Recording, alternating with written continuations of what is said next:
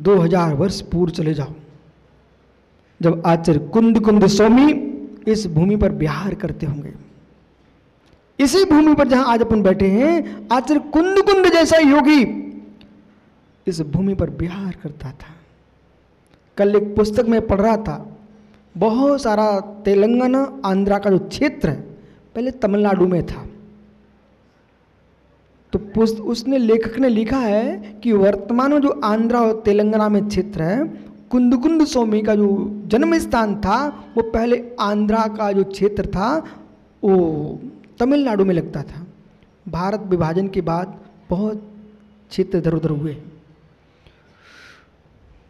कुंद जैसे योगी, समंत जैसे योगी ये तो आज के हैं, इसके पूर्व अनंत 24 हो चुकी हैं। 24 तीर्थंकर अनंतानंद 24 भगवान पूरे देश में विहार किए हैं। इसलिए मेरे मित्र, एक केसर बाग जो ना, केसर बाग, ये मात्र मंदिर ही नहीं है, ये तीर्थ भूमि है। अनेक तीर्थंकरों का विहार हो चुका है। और यही कारण कि पुण्य क्षेत्र पर एक एक पृथ्वी के प्रदेश में जो एकेंद्रीय जीव है, उन जीवों का भी पुण्य कर्म होता है। एक वो स्थल है जहां पर संडासे बना हुआ है, एक वो स्थान है जहां तीर्थंकर की वेदी बनी हुई है। बेटा, जब भगवान का सुबह अभिषेक करती हो ना, अध्यक्ष जी पकड़ी गर्दन भगवान की और रख दो। हे मित्र, इन सब बच्चों को समझाना, बेटा ये परमात्मा है, ये हमारे शत्रु नहीं है। शत्रु की गर्दन पकड़ते आदमी ये परमात्मा है। उन परमात्मा को दोनों हाथ से उठाना और सीधे लाके मत रख देना, सबसे पहले अपने सिर पर ले जाना और सिर पर लेकर के सीधे रख मत देना, फिर विचार करना। हो औभाग्य आज मेरा, बेबी लोग इस नगर में होंगे जो अपने सिर पर मांस की टोकनी रख रहे होंगे।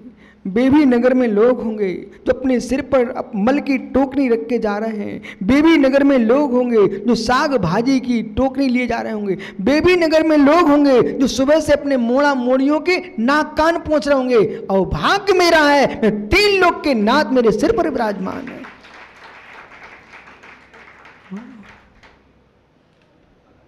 कैसे लोग हैं सुनील भाई कि जिनको भगवान का अभिषेक करने में शर्म आती है, बेचारों को, वो बच्चों की नाक पहुंचने में शर्म नहीं आती पापियों को। कुछ बोलो ना, अब ताली क्यों नहीं बजाई? अरविंद भाई कैसे लोग हैं?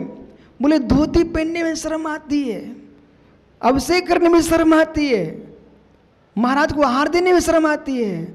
ओहो, हे ज्ञानियों, हे ज्ञानियों, माँ मुनिराज को सिर टेकने में शर्म आती है और बच्चे के मल उठाने में शर्म नहीं आती है।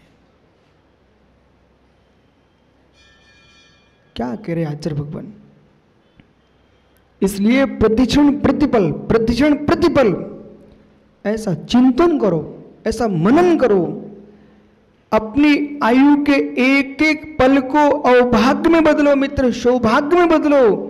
औभाग्य मेरा है कि अब आज से छाबड़ा जब भी अभिषेक करने आए बेटा, 3 लोग के नाथ की गर्दन नहीं पकड़ना। औभाग्य कहना, ओहो ये युवावस्था, ऐसे युवक मिलेंगे जो किसी नारियों को मनाने में लगे होंगे। आज मेरा औभाग्य है, हम 3 लोग के चरणों नाथ को अपने हाथों में लिए खड़े हुए हैं। मंत्री जी, एक छोटा सा बालक नमोकार पढ़ते मिल जाए मित्र, उसकी पीठ ठोक देना। भगवान का अभिषेक करने मिल जाए, आप आंख बंद करके मुस्कुरा लेना। अहो मेरा जिन शासन 18,500 वर्ष तक ऐसे ही चलेगा। ये युवा सामने खड़े हुए हैं।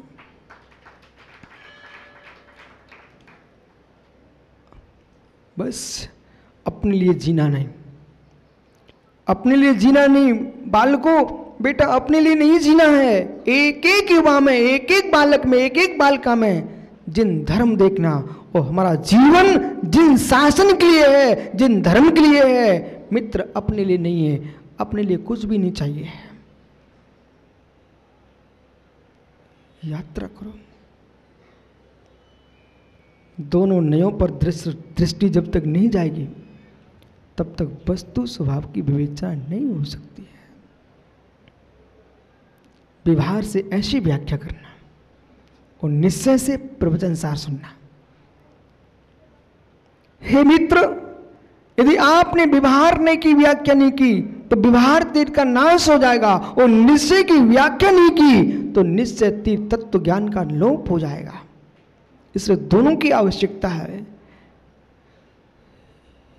तो कैसे करे मुनि यात्रा, योगी यात्रा कैसे करे? ज्ञानम यान पुरुषरम, आगे विवेकी को करना पड़ता है, आगे निर्णय को करना पड़ता है। तो निर्णय करने वाला हमारा कौन है? ज्ञान को आगे किया है। कैसी यात्रा चल रही है? सहचरी लज्जा, और जिससे सलाह कर रहे हैं वो ज्ञान है, पर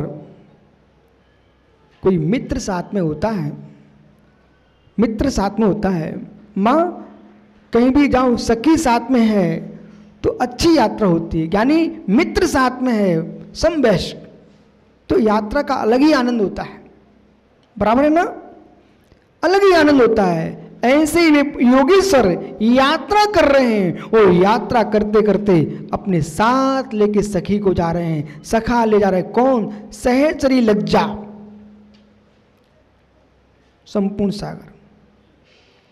अब यहां करो बेटा प्रश्न जो करने लायक है। सहचरी लज्जा, यदि साधु की मोक्ष मार्ग की यात्रा में लज्जा सहचरी लेके नहीं चला, वो निर्लज्ज साधु अपनी मंगल यात्रा पूर्ण नहीं कर सकता। नारी के पास और साधु के पास एक विशिष्ट गुण होता है, उसका नाम लज्जा। अध्यक्ष जी, जब तक तुम्हारे बेटे की पत्नी, आपकी पुत्र वधू घर की देहरी के बाहर नहीं निकली, तब तक तुम्हारा घर शोभायमान होगा। और यदि आपके घर की नारी बाजार में खरीदी करने जाने लग गई, अब समझ लो तुम्हारे घर की लज्जा समाप्त हो चुकी है। जबकि जब घूंघट पड़ा हुआ है तब तक मित्र, जब तक बहू ने जवाब नहीं दिया है तब तक तुम्हारा घर स्वर्ग है। और जिस दिन बहू ने जवाब दे दिया, नारी की लज्जा जाते ही दो कुल का नाश होता है। नारी की लज्जा जाते ही दो कुल का नाश होता है। एक पति के कुल का नाश होता है और एक उसके पिता के कुल का नाश होता है। दो कुल का नाश होता है, पर साधु की लज्जा चली जाए पर जिन शासन का नाश होता है। साधु को लज्जाशील होना चाहिए। कुलवंती नारियां, कुलवंती कन्याएं कभी भी सिर खोल के नहीं बैठी मिलती है। कुलवंती कन्याएं कभी भी ज्ञानी मुख खोल कर बात करते नहीं मिलती है, उनकी लज्जा होती है। ऐसे कुलवंत जो साधु होता है मित्र, कहीं भीख मांगने खड़ा नहीं होता है। कुलवंत साधु होता है, कहीं भी ज्ञानी किसी व्यक्ति से खड़े खड़े बात करे खड़े खड़े नहीं खड़ा हुआ है। कुलवंत जो साधु होता है व्यर्थ में समय बर्बाद नहीं करता है, लज्जा को लेके चलता है। उसे मालूम है क्योंकि यात्रा चल रही ना, एक एक समय को बचा के रखना पड़ता है, क्योंकि मार्ग तय करना है। मुमुक्षु आस्तिक सागर, मार्ग तय करना है। वो मार्ग तय करना है, वो समय हमने बर्बाद कर दिया तो मार्ग हमारा तय नहीं हो पाएगा। इसलिए वो क्या कह रहे हैं? मार्ग तय करना है। लज्जा से युक्त होकर के साधु का विचरण चलता 24 घंटे। यह हंसी मजाक गृहस्थिक बातें, लौकिक बातें इस साधु के मुख से कभी नहीं निकलती, क्योंकि लज्जाशील होता है। मूलाचार में लिखा हुआ है, मन में कोई विकल्प आ गया तो हे साधक तेरी स्वयं की निंदा होगी, पर बाहर आ गई तो लोक निंदा होगी। निर्लज्जता शोभायमान होती नहीं। जब तक आगम नहीं खोलोगे ना, वो आपका प्रवीण भैया मंत्री कह रहा था, महाराज जी अभी तक मैं कहाँ था? रास्ते में तुम्हारा अन्वेष पहाड़े बोला, महाराज जी हम 5 साल पीछे हो गए। मित्र, जब जागृति हुई तभी सवेरा सही, लेकिन अब पीछे मत होना। मंत्री जी अभी तक कहाँ थे वो विषय भूल जाओ, अब कहाँ है इस पर ध्यान दो, अब जाना कहाँ है। निर्भय सबका करना, श्रद्धा सत्य पर रखना।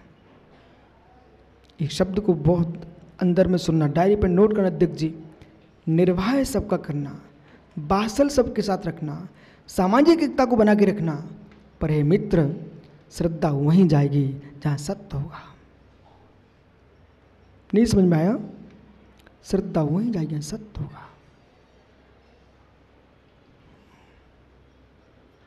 हम सोना चांदी लुटा सकते हैं, घर की पूरी विभूति रोड पर फेंक सकते हैं, पर श्रद्धा का पानी मात्र परमेश्वर के चरणों में जाएगा। वो धन की कीमत नहीं है जो श्रद्धा की कीमत है। धन के नष्ट होने पर कुछ नहीं, लोग गरीब कहेंगे, लेकिन श्रद्धा मेरी नष्ट हो गई तो मेरे मित्र हमारी दुर्गति हो जाएगी। लज्जा, लज्जा किसके साथ गमन कर रहे हैं, यात्रा किसके साथ कर रहे हैं? लज्जा सहचरी, जिनके साथ लज्जा जा रही है। और कोई संबल देने वाला भी तो चाहिए। जब बड़ी यात्रा होती ना तो संबल देने वाले लोग चाहिए। तपाह संबलम, बेमुड़राज जो तीर्थ वंदना कर रहे हैं, यात्रा कर रहे हैं, उनके पास लज्जा तो सहचरी है और तप जिनका संबल है। पर बिहार थक भी तो जाएंगे मित्र, तो कुछ प्रयोग करेंगे नहीं किसी में बैठने का। हाँ सुनो, उपमाएं चल रही है, उल्टे अर्थ मत लगा लेना। जैसे राजे महाराजे, नहीं तो प्रणोद सागर बैठे यहाँ पर, बोले आपने ही कहा था, हैदराबाद में तारीख और नोट कर लेगा ज्ञानी, बोले आपने कहा था कि बैठ के जाते हैं, बोले किस में? हे मित्र, जैसे आप तीर्थ यात्रा को जाते हो तो शिव का यानी पालकी, तो पालकी में बैठ के यात्रा करते हैं, तो ये मुनिराज भी पालकी में बैठ के यात्रा करते हैं, तो ये तो खुश हो गया, बोले परेशानी समाप्त, सर्वासागरी पूरी परेशानी समाप्त। बोले क्यों? बोले अब तो शिवका की छूट मिल गई, पालकी में विहार करते हैं यात्रा। हे मित्र, जो पालकी दूसरे के कांधों पर रखी जाती है उस पालकी में विहार नहीं करते मुनिराज, तो उनकी कौन सी पालकी है? चारित्र शिवका, चारित्र जिसकी पालकी है, चारित्र की शिवका में विहार करते हैं, वंदना कर रहे हैं। चारित्र शिवका, श्लोक नंबर ध्यान रखना 125 चल रहा है। चारित्र शिवका किसमें विचरण करते हैं? चारित्र की पालकी में। परंतु कभी कभी थक भी तो जाते हैं, थक भी तो जाते हैं, तो भूज मुकाम तो करना पड़ता है ना, सीधे तो नहीं पहुंच जाते ना भाई। राजू पहाड़े, रास्ते में कितनी जगह आपने मुकाम किया तब हैदराबाद आ पाए, बराबर है कि नहीं? तो आचार्य भगवान को एक एक यात्रा तुम्हारी याद है। वो कह रहे हैं कि रात से थक जाओ ना तो विश्राम कहां करोगे? निवेशनम भुवा स्वर्गहा। जब रास्ते में चलते चलते, क्योंकि शिव की यात्रा चल रही है, तो रास्ते में हमारे लिए थकान मिटाने के लिए कोई निवेश स्थान है, उसका नाम स्वर्ग है। ये भी इतना की श्रवण, चारित्र का पालन करते करते मोक्ष मार्ग में चल रहे हैं। यदि मार्ग जब तक तय नहीं होता है तब तक ज्ञानी समाधि मरण करके इस स्वर्ग में जाकर के विश्राम करते, वहां से फिर आकर के फिर साधना करते हैं, फिर आगे का मार्ग तय करते हैं। स्वर्ग निवेशनम गुणा रक्षका। और जब बड़ी यात्रा होती ना तो राजे महाराजे लोग भी यात्रा निकालते थे, साथ में रक्षकों को लेके चलते थे, गार्ड लेके, आपकी भाषा में गार्ड लेके चलते थे, रक्षकों को लेके चलते थे। हे मित्र, तो रक्षक कौन है? मुनियों का। मुनि महाराज का रक्षक जगत में कोई नहीं है, इनके निज गुण इनके रक्षक हैं। यदि मुनि अपने गुणों का पालन करता है, इसका कोई विनाश नहीं कर सकता, कोई अंगुली नहीं उठा सकता। गुण रक्षका, इनकी यात्रा में यदि रक्षक कोई है तो गुण रक्षक। पंथास प्रगुणा, ऐसे पंथ में प्रगुण श्रेष्ठ गुणों से युक्त ज्ञानी। और थकान आती तो कभी कभी छाया में भी तो बैठ लेते ना। तो आचार्य भगवान क्या कह रहे हैं? जब चारित्र की पालकी पे स्वर्ग के पड़ाव पर रुके, गुण रक्षक वीर तिराग, जो रक्षा करने वाले जो गुण है तो मार्ग में और क्या तुम्हारे पास? मां रत्नत्रय पंताज प्रगुणम सम्मा क्षमा क्षमाम्बु बहुल छाया दया भावना। और ज्ञानी रत्नात्रय मार्ग में पंथा, पथ क्या है वो, मार्ग क्या है? रत्नात्रय धर्म ही ये मार्ग है। कौन से मार्ग पर चल रहे हैं? यात्रा तो कर रहे हो, मार्ग कौन सा है? बोले सम्यक दर्शन ज्ञान चारित्राणी मोक्ष मार्ग। रत्नात्रय इसका मार्ग है। और प्रगुणा, एक एक शब्द कितने चुन चुन के रखे हैं। प्रगुणा, मन वचन कायि कुटिलता से रहित शांत प्रचुर चल। जहां वक्रता है, जहां वक्रता कुटिलता है, पर मायाचारी मत करना, वक्रता मत रखना, वक्रता मत रखना। मन में कुछ, वचन में कुछ, शरीर से कुछ दिखाई दे रहा है, शरीर से बिल्कुल भोले भाले दिखते हैं, अंदर आग के गोले हैं, उनसे बच के रहना। इसलिए आचार्य भगवान कह रहे प्रगुण, प्रगुण यानी सरल, मन वचन कायि की कुटिलता से रहित एवं समाम्भु बहुल छाया, शांति से प्रचुर जल से भरपूर है, और जिनके पास दया भावना छाया। अरे भाई शिवका में ही बैठे होंगे तो बैठे बैठे तो आदमी थकता कि नहीं थकता है? तो फिर वो कभी कभी हर जगह स्वर्ग नहीं मिलता ना, तो रास्ते में वृक्ष की सुंदर छाया भाई अन्वेष ठहरते थे बीच बीच में, याद करो ना।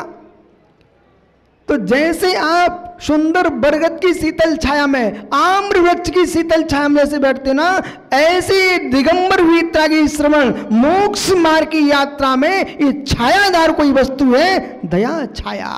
ये मुनि दया की छाया में चलते हैं। किसमें? दया छाया। यानम च, ऐसी यात्रा जिसका वाहनतम मुनि ममेद वृत्ति मतम, ऐसे ज्ञानियों वह यात्रा मुनि को, कैसी यात्रा? अभे विघ्नम स्वस्थानम बिना विलप्यते, ऐसे मुनि की जो यात्रा है बिना विघ्न के, बाधाओं से रहित होकर अभीष्ट स्थान को प्राप्त करा देती है। इतनी सामग्रियां जिसके पास है उसकी यात्रा निर्विघ्न होती है। ऐसे बीतरागी मुनि दया की छाया में सिद्ध शिला की यात्रा को प्राप्त होते हैं। ज्ञानियों, इतने साधनों को साथ लेके चलना, तुम्हारी यात्रा निर्विघ्न होगी, आपका समय हो।